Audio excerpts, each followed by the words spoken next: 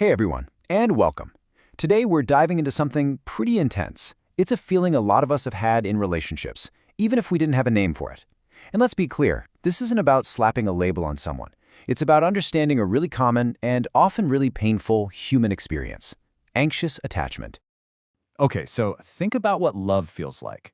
For some people, it's like a calm harbor. You feel safe, anchored, you can just breathe. That's what we call a secure attachment. But for others, love feels like a stormy sea. You're constantly being tossed around by these huge waves of doubt and fear, and you can never quite see the horizon. That's the world of anxious attachment. And right off the bat, let's make a deal. We're going to throw out all those typical labels, words like needy, clingy, or possessive. Seriously, we're not here to judge. We're here to get to the why, to understand the deep, deep fear that drives these feelings.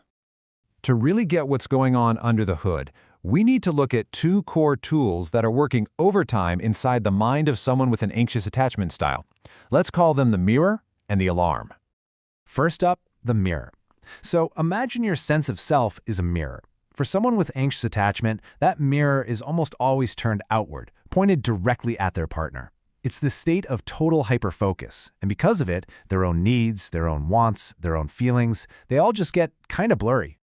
It's like there's this constant soundtrack playing on a loop in their head, filtering absolutely everything.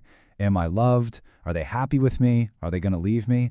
It is an exhausting, non-stop job to be that vigilant. So, you could say the brain becomes this kind of genius detective, right? It's always on the case, constantly scanning the environment for clues. But here's the real question. What crime is it actually trying to solve?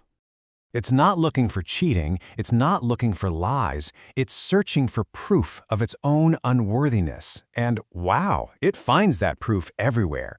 A little bit of silence in a text chat? That's not just a pause. Nope. To the anxious brain, it means, I am forgotten. A partner having a good time with their friends? That translates to, I am replaceable. A delayed reply becomes a final verdict. I am not important. And this brings us right to the second tool in the kit, the red button. You can think of it as a relationship fire alarm that is just incredibly sensitive. Now, for most of us, this internal alarm is a great thing to have. It's supposed to go off when there's a real fire. Things like betrayal, actual cruelty, a genuine threat to the relationship.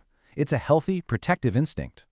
But for the anxious system, that alarm is calibrated way too high. It doesn't need a real fire to go off. It reacts to a shadow passing the window. It reacts to a cold draft under the door. A whisper of wind is enough to set it off. So let's play this out. Something small happens. Your partner has an unplanned work meeting they forgot to tell you about. Or they see your texts, but they don't reply for an hour because they got pulled into something. And inside, the reaction isn't just mild annoyance. It is this. Fire, catastrophe, abandonment is happening right now. The logical part of the brain just goes offline, and this primal panic completely takes over. And this, right here, is probably the most crucial thing to understand in all of this. What can look like manipulation from the outside, the frantic calls, the accusations, it's not a calculated move. It is a panic attack playing out inside a relationship. It's a desperate scream that's really just saying, please, just tell me I still exist for you. So you're probably wondering, okay, where in the world does this super sensitive alarm system even come from? Well, to find the answer, we have to go back. We have to listen to the echoes of the past. A lot of the time, the roots are in childhood, often with a parent who was loving but inconsistent. Sometimes they were warm, totally present and engaged, and other times they were distant, cold, maybe just overwhelmed with their own stuff. Love wasn't a given, it felt like a resource that could just vanish at any moment. To survive in that kind of environment, a kid makes a brilliant but totally exhausting decision. Okay, I have to be on high alert all the time. I have to perform, I have to please, I have to earn love. And that is what forges this core belief right here. I'm not enough by myself. My value depends completely on my ability to hold someone else's attention.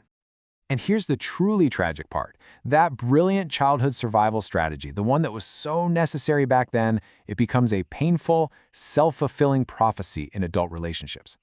And you can see the paradox in action. You fall in love, and you fall fast and hard. Your relationships are often these intense emotional roller coasters. You might even find yourself drawn to partners who are a little bit unavailable because that feeling of uncertainty is weirdly familiar. But the most painful part of the cycle is that your desperate attempts to feel secure are often the very things that end up pushing your partner away. Now look, if you're listening to this and recognizing yourself, please hear me when I say this. There is so much hope. The goal isn't to get rid of this part of you, it's to recalibrate your inner compass. There is absolutely a path forward. The very first, most important step is self-compassion. You have to stop blaming yourself. You are not broken. This entire pattern was a brilliant survival strategy that a child came up with. It's an outdated program for an adult. So, where do you even begin? Well, here are 4 really crucial steps. 1. Shift the mirror inward.